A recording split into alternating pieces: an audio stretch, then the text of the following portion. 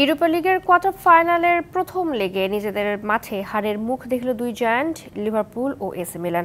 আটালান্টার কাছে ৩-০ গোলে হেরেছে লিভারপুল, আর এসি মিলান ১-০ গোলে হেরেছে আরেক ইতালিয়ান ক্লাব রোমার কাছে। অপর ম্যাচে ওয়েস্ট হ্যামকে ২-০ গোলে হারিয়েছে জার্মান ক্লাব লিভারকুজেন। নিজেদের মাঠে যেন ক্লান্ত বিধ্বস্ত লিভারপুল।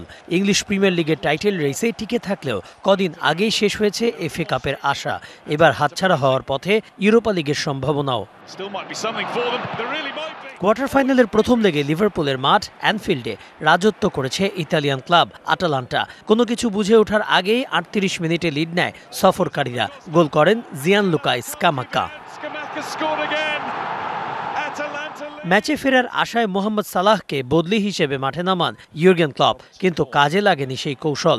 সালাহ কিংবা নুনেজ জালের দেখা পাননি কেউ, উল্টো আটালান্টার হয়ে ব্যবধান দ্বিগুণ করেন স্কামাকা। আর ইতালিয়ান ক্লাবটির হয়ে শেষ গোলটি করেন মারিও পাসালিচ। অল ইতালিয়ান কোয়ার্টার ফাইনালে মুখোমুখি হয়েছিল দুই স্বদেশী ক্লাব এসি মিলান ও রোমা। সান সিরোয় ১৭ মিনিটে লিড নেয় রোমা। পাওলো দিবালার কর্নার থেকে গোল করেন জিয়ানলুকা মানচিনি। ওই এক গোলেই জয় তুলে নেয় গত দুই আসরের ফাইনালিস্ট রোমা।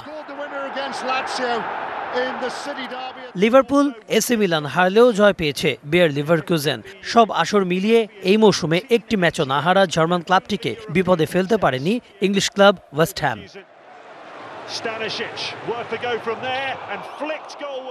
বরং শেষ ৮ মিনিটে জোনাস হফম্যান ও ভিক্টর বনিফেসের গোলে ২-০ গোলের জয় তুলে নেয় শাবি অ্যালোনসো শিষ্যরা। Kanak Mahmud, DBC news desk.